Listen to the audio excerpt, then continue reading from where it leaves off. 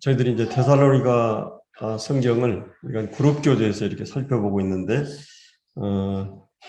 제가 좀 시간적으로 많이 여유가 없어서 그동안 공부한 내용들을 이렇게 좀 정리해서 함께 나누고자 합니다.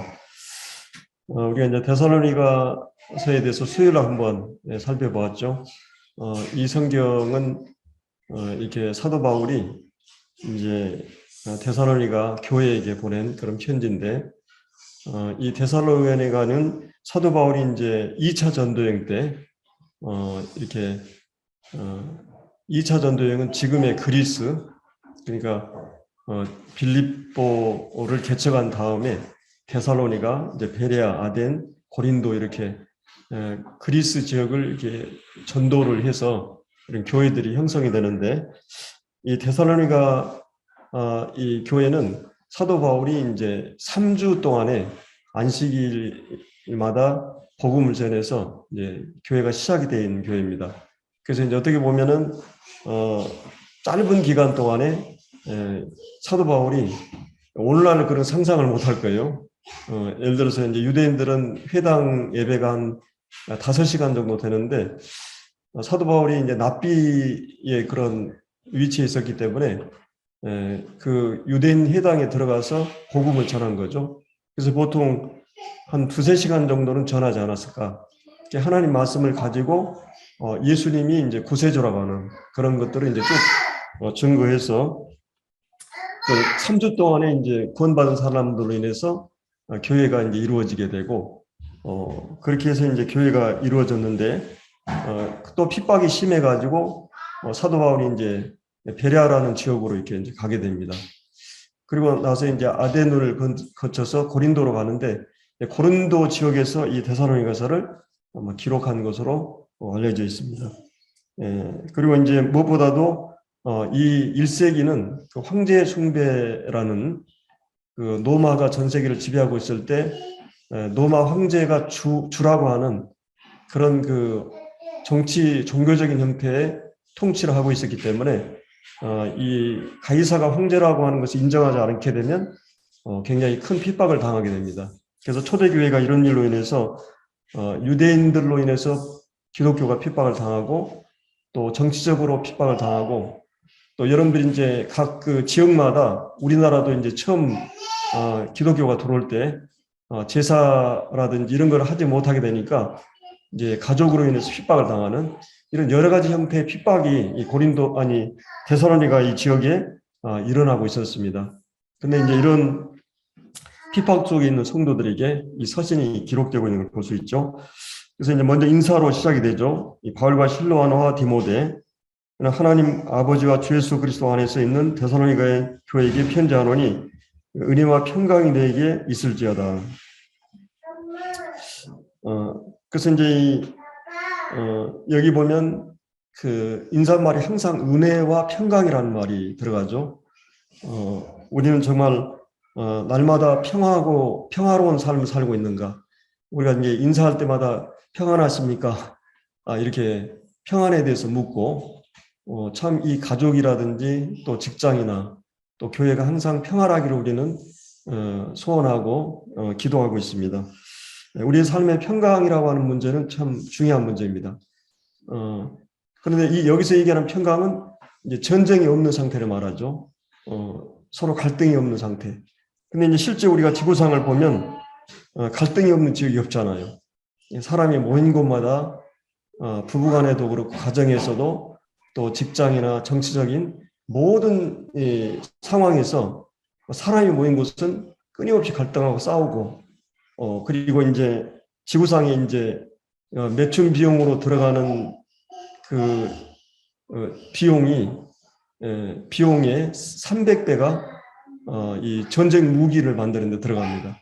지구촌은 끊임없는 전쟁의 연속이죠. 그래서 이제 왜 그러면 이렇게 사람들이 모이는 갈등이 많고 끊임없이 싸우고 전쟁하고 그러느냐? 인간이 죄인이기 때문에, 근본적으로 인간이 죄성을 갖고 있기 때문에, 어떻게 보면은 인간은 스스로가 왕이 되고 주인이 되고 하나님 자리에 앉아서 삶을 꾸려가기 때문에 이 왕들이 모인 곳은 어디나 자기가 최고고 기준이고 자기의 기준에 맞지 않으면 다 이렇게 적대하고 이러기 때문에 사람이 모은 것은 이렇게 갈등이 있고 싸움이 있는 것입니다. 근데 이제 우리가 이 은혜를 입게 되죠. 이런 죄인들이 이런 하나님 앞에서 정말 어떤 상태에 있는가를 우리가 알게 되면서 우리가 하나님 앞에 죄인이고 인간이 아담으로부터 범죄한 그 죄인이 이제 자기 마음대로 하나님 뜻을 저버리고 이렇게 하면서 죄가 우리 안에 들어오면서 죄의 종노릇하고 죄가 이끌린 대로 살아가는 이것이 우리 인생인데 그런데 이제 이런 죄인들 이 죄인들은 우리 스스로 어떻게 할 수 없잖아요. 이 죄의 문제를 내가 태어날 때부터 죄인으로 태어났기 때문에 내가 이 본성을 가지고 태어났기 때문에 우리 인간은 이 죄로부터 자유로울 수 없어요. 그래서 이제 인간을 죄의 종이라고 예수님이 말씀한 거예요. 이 종이라는 것은 선택권이 없어요. 주인이 지시하고 주인의 뜻을 따르는 게 종의 특징입니다. 근데 우리 인간이 죄의 노예가 되고 죄의 종이 되어서 이제 죄가 끌리는 대로 살아왔던 우리 인생인데 여기 보면은 이 하나님께서 우리에게 이런 은혜를 베푸신 거죠. 바로 이제 구약 긴 역사에 하나님께 준비하시고 때가 되면 아들을 보내가지고 바로 이 예수님을 통해서 인류의 모든 죄를 십자가에 달게 하시고 죄에 대한 이 합법적인 집행이 내려져야만이 하나님께서는 자신이 의롭고 또 인간이 구원받을 수 있는 길이 열리기 때문에 바로 이 하나님께서 이 아들에게 자신의 죄에 대한 모든 진노를 쏟으신 것입니다.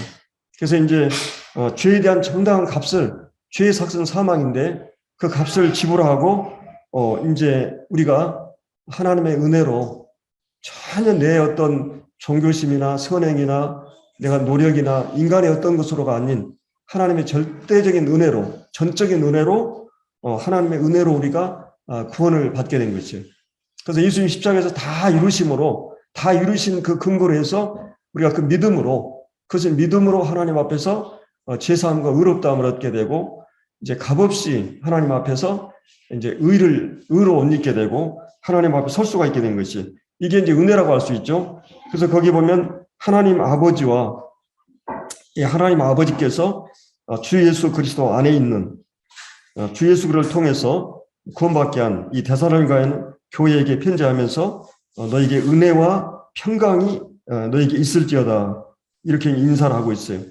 그래서 이 은혜가 주어지지 않으면 절대 인간은 평안할 수 없어요.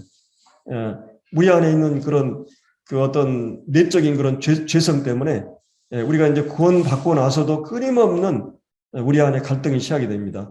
이 죄의 형벌, 죄에 대한 책임은 끝났지만 구원받고 나서도 여전히 내 안에 죄의 세력이 죄의 본성이 여전히 뿌리로 남아있기 때문에 새로운 본성과 새 생명을 가지고 있지만 이 죄로 인해서 갈등하고 때로는 좌절하고 나 자신에 실망하고 자 이런 문제가 계속 남아있어요.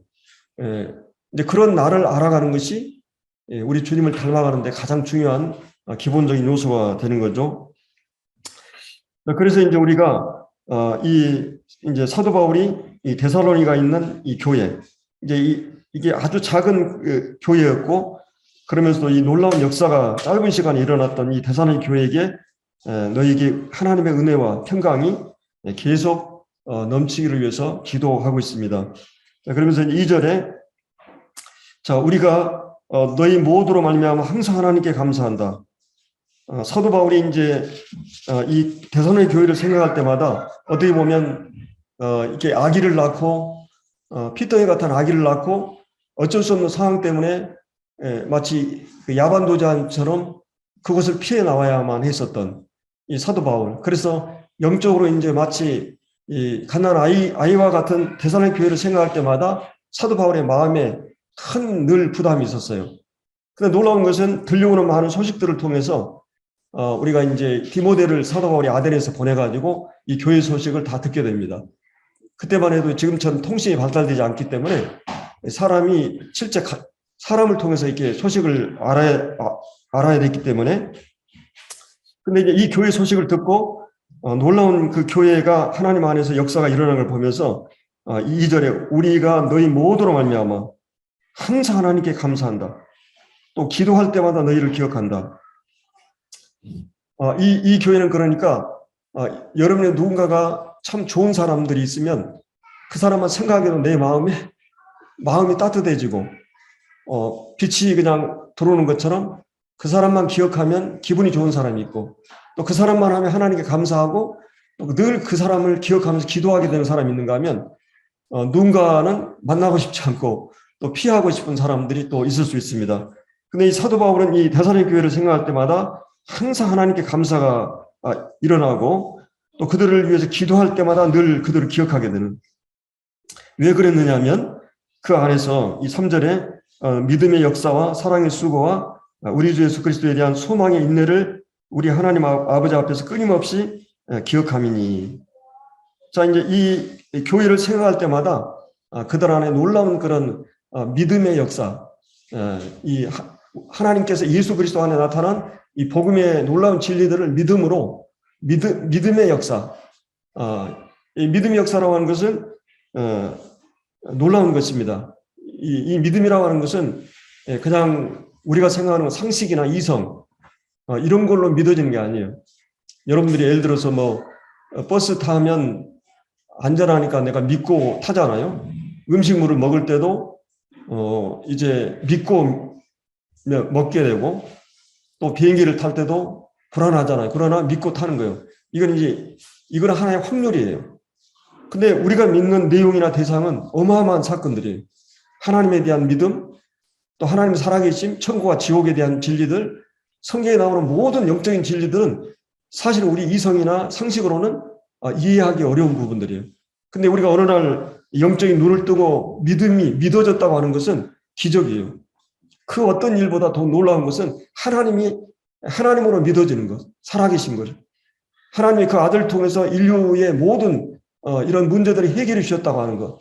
그리고 이 한토막의 짧은 삶이 지나가고 진짜 영원한 삶이 시작된다고 하는 것. 이런 모든 믿음의 세계라고 하는 것은 믿음은 아무나의 것이 아니에요. 믿게 된다고 하는 것. 근데 이 데살로니가 교회 안에서 사도 바울이 전한 이 복음이 그들의 믿음의 역사로 이루어진 거예요. 거기서 보면 이제 그 9절에 보면 그들이 우리에게 대해 스스로 말하기를 우리가 어떻게 너희 가운데 들어간지와 너희가 어떻게 우상을 버리고 하나님께 돌아왔어. 자, 그들이 우상을 버린다고 하는 것. 그들이 계속 저상적으로부터 드렸던 제사라든지 또 계속 그들이 드리고 있는 그런 모든 종교를 한순간에 버리고 그들이 다 버리고 하나님 앞에 돌아왔다고 하는 것.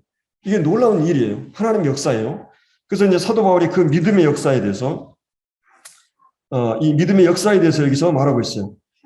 그리고 이제 반드시 믿음은 내가 하나님이 살아계신 것을 믿게 되고 하나님이 그 안 예수 그리스도를 통해서 우리에게 이런 놀라운 은혜를 사랑을 십자가를 통해서 보여준 것을 깨닫고 믿는 사람은 하나님을 사랑하게 되고 그리고 성도와 이웃을 사랑하게 되어 있어요. 그리고 여러분이 구원받게 되면 가장 먼저 뭔 일어나요? 내가 가장 사랑하는 가족들, 친척들, 내 동료나 친구들 그들에게 복음을 전해야 되겠다는 생각을 갖게 되는 것이죠. 왜냐하면 이 놀라운 진리가 엄청난 진리가 믿어졌기 때문에 그래서 이제 여기에 사랑의 수고 믿음이 실제 역사하는 믿음이었고 사랑은 구체적으로 수고로 나타나고 있어요. 그래서 이제 아까 9절에 나왔던 너희가 어떻게 우상을 버리고 하나님께 돌아와서 이 살아계시고 참되신 하나님 이 하나님을 섬긴다고 얘기하고 있어요. 그게 이제 사랑의 수고예요. 예, 하나님께 돌아와서 그 하나님 살아계신 하나님 그분이 진정한 참된 분인 것을 그들은 알게 되고 그 하나님을 섬긴다고 말하고 있습니다. 우리가 이제 하나님이 어떤 분인가? 그분은 그 역사에 살아계신 분입니다. 일반적으로 하나님은 어떤 분인가? 신들 중에 상처를 갖고 있는 신이 진짜 신이라고 그랬어요. 그런데 이 역사 가운데 이 상처를 갖고 있는 분이 예수 그리스도, 바로 십자가의 상처를 갖고 있는 그 어떤 신도 인간에게 능력과 이음과 강력하게 경배를 요구하고 섬기기를 요구하지만 자신이 친인간에 대해서 오셔서 인류를 위해서 이 죽음의 자리까지 내려가신 그런 희생과 상처를 갖고 있는 분이 바로 예수 그리스도입니다. 그분이 바로 살아계신 하나님이세요.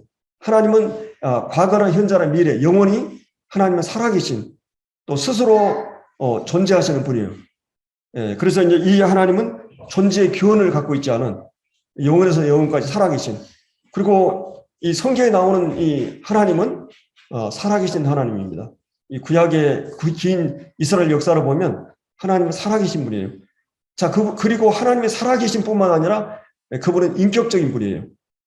그리고 그분이 인격적인 분이기 때문에 인격을 가지고 인격자를 만드신 그 하나님이 자신의 모든 뜻을 계시하셨어요. 그래서 이 하나님 성경의 모든 말씀은 하나님의 계시예요. 그리고 이것은 긴 역사 가운데 절대로 변하지 않는 이 성경의 놀라운 점은 이 말씀이 절대로 수정되거나 변화되지 않았어요. 어떤 책이 일어나면 수정판이 나오고 계속 개정판이 나오고 그러잖아요. 근데 성경의 내용은 지금까지 바꿔지지 않았어요. 1600년에 걸쳐서 만들어진 성경, 그리고 40여 명의 저자들이 다른 시대, 다른 공간에서 기록된 말씀. 근데 놀라운 사실은 마치 한 사람이 쓴 말씀처럼 주제나 내용이 통일되어 있어요. 일관되어 있어요. 이거는 사람이 만든 책이 아니에요. 하나님이 인간에게 주신 계시예요. 그분이 완전한 그분이 이 완전한 지혜를 가지고 우리 계시한 말씀. 그래서 이런 살아계신 이 하나님이고 그분이 참되신, 뭐가 참인가, 뭐가 진짜인가, 뭐가 진리인가, 진짜 본질적인 진리는 무엇인가. 인간의 모든 철학사는 이 진리를 찾기, 구도하기에 구도해 왔어요. 근데 바로 진정한 이 모든 인간을 누가 만들었고, 인간은 어디로부터 왔고, 이 우주가 어디로부터 왔는가, 인간에 대한 모든 그 기원에 대한 문제는 바로 이 하나님으로부터 와야 돼요. 하나님이 인간을 창조하셨고, 인간을 이런 존재로 만드신 것, 이런 우리가 이제 얼굴을 다 보면 다 다르잖아요. 이렇게 작은 면적에다가 작은 소재로 70억의 인구의 얼굴을 다 다르게 만드실 수 있는 분. 그분이 창조주 하나님이에요. 인간은 그렇게 할 수 없어요. 인간의 신체만 봐더라도 인간의 창조를 보면 이 하나님이 어떤 분인가를 우리가 알 수 있어요. 그 놀라운 하나님을 우리가 살아계신 하나님이고, 그분은 참되신 하나님이고, 지금도 역사를 주관하시고 또 우리가 가운데 역사하시는 살아계시고 참되신 하나님. 그 하나님은 이제 우리는 진정으로 예배하게 돼요. 이스라엘 백성들이 광야에서 애굽에서 그 강력한 그 권력과 이 세력에서 구원받을 수 있었던 건 그들의 스스로의 힘으로는 불가능했어요. 하나님께 모세라는 구원자를 보내가지고 그들이 이제 구원해 내시잖아요. 근데 이제 그들을 구원해 내실 때 모세에게 하신 말씀은 그들을 구원해가지고 뭘 하게 하시려고? 하나님을 섬기도록, 하나님을 예배하고 제사드리도록, 그 이유 때문에 그들을 구원하십니다. 그래서 우리가 구원받은 하나님의 성도들은 우리가 하나님을 섬긴다는 말은 정말 하나님을 우리가 예배하고 정말 교회에서 모여서 하나님을 예배할 뿐만 아니라 우리의 모든 삶에서 그분을 영화롭게 하고 그분을 섬기는 이 삶을 위해서 하나님은 우리를 구원하셨어요. 우리가 에베소서도 봤지만은 하나님은 우리를 구원하신 모든, 우리를 선택하시고 우리를 아들 삼으시고 또 우리를 죄 사함 얻게 하시고 또 우리에게 이 성령을 허락하시고 이 모든 우리를 구원할 목적이 하나님의 영광을 찬양하게 하기 위해서 우리를 부르셨다고 말하고 있어요. 자, 이 하나님을 우리가 섬기고 있는 것입니다. 이 구체적인 사랑의 수고가 이 사랑이 구체적인 행동으로 수고로 그들 가운데 나타나고 있다는 소식을 들었어요. 그리고 무엇보다 우리 주 예수 그리스도에 대한 소망의 인내. 우리 인생에 가장 중요한 것은 소망이라는 주제죠. 소망이 없으면 오늘을 절망하게 돼 있어요. 미래가 없으면 젊은이들은 미래가 없기 때문에 암담하기 때문에 때로는 자살을 하고, 우리나라도 하루에 평균 40명 자살한다고 그러잖아요. 그들이 먹고 사는 그런 문제가 아니에요. 미래가 암담하고 내 안에 채워지지 않은 이 공허감 때문에 사람들은 이렇게 혼란하고 방황하고 있는 걸 볼 수 있어요. 그래서 이제 이 노숙자와 나그네의 차이는 뭐예요? 노숙자는 목적이 없는 거예요. 그러나 나그네는 목적이 있어요. 그래서 우리 그리스도인들은 이제 노숙자라는 목적이 있는 삶의 방향과 목적을 찾고 또 우리는 내용을 찾았어요. 여러분의 공허한 마음을 채울 수 있는 것은 뭐예요? 사랑하는 대상이 있을 때. 바로 이 예수 그리스도가 최초의 창조 때 이 공허하고 혼돈한 거기에 흑암에 빛이 들어오시듯이 바로 우리 마음은 세상에 그 어떤 걸 채울 수 없는 이 공백이, 공허함이 있어요. 돈으로 채우고, 뭐 물질로도 채우고, 이 사마리아 여인이 그냥 모든 세상에 있는 것으로 마음을 채우려고 여러 다른 남편들을 거느리고 살아봤지만 마음에 채울 수 없었어요. 이 물을 먹는 자는 뭐라고 했어요? 예수님이 다시 목마르다. 그러니까 내가 주는 물을 먹는 자는 다시 목마르지 않는다. 예수님으로 채워져. 예수님을 알게 되면 이 사랑하는 대상이 있으면 이 마음을 채워주듯이 솔로몬도 모든 물질을 권력과 돈과 여자와 다 거느려 봤지만 인생의 마지막에 뭐라 그랬어요? 헛되고 헛되다. 모든 것이 헛되도다. 근데 이 사도 바울은 예수님을 내 살든지 죽든 내 몸을 그리스도에 존귀하게 되길 원한다. 왜냐하면 내 안에 사신 분이 그리스도이기 때문에 그리스도가 내 안에 보배로 계시기 때문에 그분의 삶은 감옥 속에 있으면서도 가장 행복하고 만족한 사람. 내용이 있기 때문에 방향이 목적이 있기 때문에 사도 바울은 가장 가난하고 생필품가 하나도 없는 그 감옥 속에서도 하나님으로서 감사하고 만족하고 그러나 모든 걸 다 소유해 봤지만 만족할 수 없는 이것이 구원받지 않은 사람이에요. 그래서 우리는 이 소망을 가지고 있어요. 소망을 가지고 있기 때문에 하나님 때문에 받은 모든 핍박과 또 죄로부터 오는 유혹과 타협하지 않고 양심을 지키고 선하게 살기 때문에 오는 모든 핍박에 대해서 그런 인내하고 참을 수가 있는 거예요. 소망이 없으면 내가 이 고생을 해가지고 이 아이들을 위해서 모든 고생을 하는 부모들은 이 아이들에 대한 소망이 있기 때문에 참고 기다려주는 거예요. 그래서 이 못난 아이들을, 그 죄성이 있는 아이들을 그냥 자기 마음대로 하고 싶어 하는 그 아이들을 이 부모들은 품고 기다리면서 아이들을 만들어내는 것이 이 소망 때문에 그런 것이 이 부모들에게 소망이 있어요. 근데 이 그리스도인들에게도 이 놀라운 소망을, 궁극적인 소망이 있기 때문에 그들은 모든 환난 가운데서 그들은 인내하면서 살아왔던 것입니다. 사도 바울은 이 일로 인해서 그들로 인해서 하나님께 늘 감사했어요. 이 믿음의 역사와 사랑을 쓰고 이 소망의 인내, 이것을 끊임없이 기억하면서 하나님께 감사했어요. 그래서 4절에 하나님의 사랑하심을 받은 형제들아 너희 택하심을 아노라. 그래서 여기 두 가지 중요한 말씀이 하나님의 사랑하심을 받은 형제들. 자, 여러분들 하나님의 사랑을 정말 깨닫고 체험했습니까? 실제 하나님이 나를 사랑하고 계신 것을 알고 있습니까? 경험적으로, 체험적으로 여러분 하나님의 사랑에 대해서 여러분 구원받을 때 하나님의 사랑을 체험하고 그리고 여러분 살아가면서 내 인생에 얼마나 하나님이 나에 대해서 긍휼히 여기시고 나를 용서하시고 기다려주시고 품어주시고 부모님들이 그 많은 연약에 쌓여있는 미숙한 아이들을 품어내듯이 하나님은 우리에 대해서 그렇게 오래 참으시고 사랑에 대한 하나님의 사랑을 받기 전까지는 인간을 행복할 수 없게 만들었어요. 하나님 사랑하기까지는 저희 아이들이 이제 혜선이가 2명, 혜진이가 1명 아기를 낳았는데 혜선이가 또 아기를 낳고 싶으나 2명 키우는데도 아주 막 얼마나 몸이 힘들고 이러는데도 아이가 갖는 그 고통보다도 아이가 너무 사랑스럽기 때문에 그래서 아이들이 이제 부부들이 얼마나 갈등이 심하고 이제 이 에로스 사랑이 다 바닥이 나면 힘듭니까? 근데도 아이가 생기면서 사랑의 대상이 생긴 거예요. 내 몸같이 사랑하고 내 모든 걸 주고 싶고 아무리 주어도 마음이 계속 주고 싶은 마음. 그리고 이 부모들은 아이들에 대해서 어때요?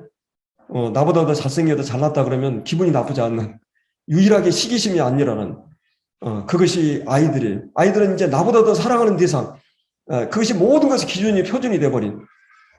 그래서 이제 이런 하나님의 사랑을 실제적으로 받았다고 하는 형제들, 그건 택하셨다. 그럼 우리가 이 선택에 대한 문제는 참 간단한 문제가 아니죠. 이게 참 이것처럼 하나님을 분리하게 하는 말이 없어요. 근데 놀라운 사실은 내가 어떻게 그러면 선택받은 것을 어떻게 알 수 있는가? 무엇이 우리가 선택받고 하나님 사랑하는 입은 자인가? 이것을 이 사도 바울이 여기 이제 5절부터 말하고 있어요.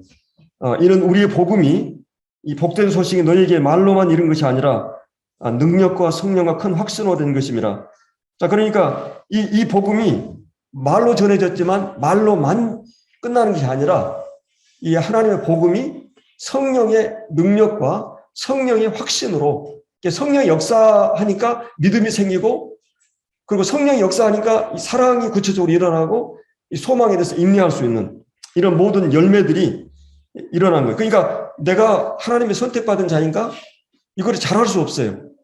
우리는 그 하나님의 어떤 우리 이성으로는 하나님의 어떤 역사하심에 대한 어떤 일을 우리 이성은 소화할 수 없는 한계나 영역이 있어요. 그런 인간의 어떤 이성이나 논리로 설명할 수 없는 하나님의 택하심에 대해서. 근데 하나님의 택하심을 확실히 알 수 있는 건 뭐냐면 내가 지금 믿음 안에 있다고 하는 것이. 그리고 내가 이 하나님의 사랑 안에 있다고 하는 것이. 그리고 하나님의 소망하고 살아가고 있다고 하는 거예요. 그래서 이 성령의 능력과 그다음에 성령의 이 주어가 원래 여기는 이제 헬라어에 성령이 주어가 돼 있어요. 그래서 성령의 능력과 성령의 확신으로 되었다가 이렇게 말하고 있어요. 사도 바울도 이 고린도서 2장에 보면 내가 이 복음을 전할 때 가장 중요하게 생각이 뭐냐면 이 복음의 내용이었어요. 이 헬라 지역 고린도는 이 철학이 발달됐고 이렇게 막 이 사상과 많은 사조들이 발달된 곳이었고 그리고 이제 그곳에는 웅변이 발달된 곳이었어요. 그래서 웅변을 잘하거나 철학적인 사상이나 이념이 이 지식이 뛰어난 사람들이 와서 막 연설하거나 사람들이 구름대 같이 모이고 이랬었어요. 근데 사도 바울이 그 고린도 지역에 가서 가장 중요하게 생각하는 것은 바로 이 예수 그리스도와 십자가, 복음의 내용, 내가 전해야 될 내용이 무엇인가. 사람들이 생각할 때는 그것은 미련한 것이요. 이 모든 인간이 모든 모든 것의 중심이 되는 인본주의, 이런 모든 휴머니즘의 중심에 있었던 헬라 지역에 가서 바로 예수가 십자가에 매달려 죽은 그들은 그것을 가장 미련하고 잔인하게 생각했어요. 그것이 없이는 우리는 살 길이 없기 때문에 예수 그리스도 그분 그리고 그분이 우리를 위해서 어떤 일을 하셨는가 이거를 전했어요. 그리고 두 번째 중요하게 생각하는 것은 이 복음이 증거될 때 사람의 지혜와 아름다운 것을 아니하고 성령의 나타남과 능력으로 증거되기를 기도했어요. 늘 사도 바울이 이 복음을 전할 때 복음의 내용에 대해서 복음을 전하는 방식에 있어서 성령의 능력과 나타남이었어요. 근데 이 복음이 그들 가운데서 능력과 성령의 능력과 큰 확신으로 된 것이다. 우리가 너희 가운데 너희를 위하여 어떤 사람이 된 것을 너희가 아는 바와 같으니라. 자, 그래서 이 복음 전하는 자는 항상 이 복음의 내용을 확실히 전해야 되고 또 복음을 전할 때 성령의 나타남과 능력으로 성령이 역사해가지고 그 사람들이 믿어질수록 내가 아무리 말을 잘하고 설득력이 있어도 그 사람이 믿음을 갖게 되는 건 성령이 역사하셔야 돼요. 성령이 역사하지 않으면 믿는다고 하는 것은 불가능한 것이에요. 내가 어떤 한순간에 어떤 눈을 뜨고 영적인 또 귀가 열리고 이것은 성령이 역사하셔야 돼요. 성령의 역사. 에베소 1장에서도 믿는 우리의 배신 능력이 적이 크심이 어떤 걸 알게 해달라고 기도하잖아요. 그러니까 예수님을 부활하게 하는 능력, 허물과 죄로 죽었던 너희를 살리신 그 능력, 이 성령의 능력이 역사해서만이 우리가 죽었던 우리가 중생하게 되고 살아나게 됩니다.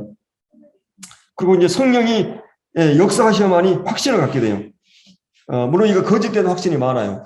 내가 막 방언하고 막 무슨 환시환청 이런 여러 표정을 보고 간데 성경에서 믿음의 확신은 어디로부터 와요? 하나님의 말씀, 약속으로부터 와요. 말씀을 근거로 한 확신이에요. 성령이 말씀을 확실히 깨닫게 해야만이 이 말씀은 법과 같아요. 여러분이 막 교통사고 나오면 뭘 생각해요? 보험에 근거해서 법적으로 내가 이게 확실하게 보장이 되는가? 보장이 되는가? 모든 것이. 그거를 봐야 돼요. 근데 우리가 천국 가느냐, 지옥 가느냐, 뭘 근거로 해요? 뭐, 어떤 분이 천국 갔는데, 그때 주님이 나 사랑한다고 얘기 안 하냐고, 음성으로. 내가 너를 사랑한다, 꿈에 그렇게 얘기했다는 거예요. 그러니까 사단이 그 옆에 딱 지나가다 뭐라 그랬어요? 내가 그랬죠롱 그랬어요. 말씀에 근거하지 않는 환시, 환청, 모든 것이 중요한 게 아니에요. 복음의 말씀, 성경의 말씀에 근거해서 내 구원에 확신해야 돼요. 성령은 진리의 영이기 때문에 말씀에 근거해서 우리 확신을 줘요. 말씀을 붙들지 않으면 내가 이게 기차를 타고 이 비행기를 타면 뭘 검사해요? 표를 검사해요. 그럼 천국 가서 여러분 뭘 검사하는지 아세요? 천국표 있느냐 이거예요. 내가 천국 왔는데 내가 이 신분증이 없다. 표가 없다. 그러면 이건 안 되는 거예요. 하나님 말씀에 근거해서 성령이 말씀에 근거해서 확실히 깨닫게 해줘야 돼요. 이 말씀에 나는 확신이 있습니다. 이 말씀에 근거해서 내가 하나님 앞에 그 확신의 근거를 대줄 수 있어야 돼요. 그래서 우리가 구원받고 나서도 흔들림이 와요. 이게 이제 그 뭐죠? 그 강이 있고 하늘에 이제 달이 있으면 이 강의 물이 막 바람이 불면 요동을 해요. 그러면 강 속에 있는 그 달은 어때요? 비치는 달은 바람이 위해서 막 삐쭉삐쭉하고 그래요. 근데 저 하늘의 달은 어때요? 요지부동이에요. 하나님 말씀은 바로 그와 같은 거예요. 내 감정이나 기분이나 내 느낌이나 이런 것은 늘 요지부동이에요. 그래서 내가 구원받은 한번에 흔들리게 돼요. 그때마다 항상 우리가 붙들어야 될 건 뭐예요? 약속의 말씀이에요. 주님이 주셨던 그 말씀, 복음의 진리, 주님이 이 십자가를 통해서 나를 위해서 어떤 일을 하셨다고 하는 그 말씀의 근거에서 내 믿음이 항상 있어야 돼요. 사단이 끊임없이 우리를 공격해요. 내가 잘못하고 범죄하고 그러면 네가 그래가지고 하나님 자냐? 네가 구원받았어? 그때마다 우리가 하는 것은 체험이나 환상이 아니라 말씀의 근거에서. 이 요한계시록 보면 사단이 밤낮 참소한다 그랬어요. 그때 이 사단을 이길 수 있는 길이 뭔지 아세요? 하나님 말씀, 하나님 말씀, 예수 그리스도 피. 그 근거하지 않으면 나는 금방 내 그냥 생각으로나 어떤 뭐 느낌으로 이 공격이 대항할 수 없어요. 예수님이 나를 위해서 이렇게 해주셨으니까 십자가에서 어떤 일이 이루어졌으니까 그 예수님의 보혈의 근거에서 이 복음의 약속을 근거로 해서 이 확신을 근거로 해서 사단을 우리가 이길 수 있어요. 그래서 복음 전하는 자는 바로 이 하나님의 성령의 능력과 확신으로 이렇게 전했고 또 복음을 받은 사람은 어떻게 받았어요? 6절에 너희는 많은 환난 가운데 성령의 기쁨으로 말씀을 받아 우리 주를 본받았다. 그래서 이 말씀을 받는 자는 여러분들이 정말 이 복음을 듣기 위해서 말씀을 듣기 위해서 목숨을 겁니까? 옛날에는 얼마나 핍박이 심했는지 어떤 자매님은 밤새 그 나락을 보리를 펴고 내 남편이 핍박하니까 그러고 교회를 오신 분도 있고 막 옛날에는 이 여자들이나 처녀들이 막 교회 가면 부모들이 얼마나 핍박을 했습니까? 그 핍박을 이기면서 교회로 왔어요. 초대교회 성도들도 그런 어마어마한 핍박을 이겨나가면서 목숨을 내고 막 살림을 다 뺏기고 막 그냥 카타콤의 그런 제약 동굴에 살면서 이 환난 가운데서 그들은 성령의 기쁨으로. 왜 우리가 예배에 감동이 없을까요? 왜 예배가 감동이 없어요? 그것은 주님 때문에 받은 핍박이었기 때문에 이 말씀 때문에 받은 경건하게 살고자 하기 때문에 양심을 지키고 주님 따라 사는 삶이 없기 때문에 적당히 타협하고 그냥 세상 적당히 보조를 맞추며 살기 때문에 이 주님 때문에 받은 핍박이 없기 때문에 정말 주님 때문에 받은 핍박을 받은 사람들은 예배 때 눈물이 있어요.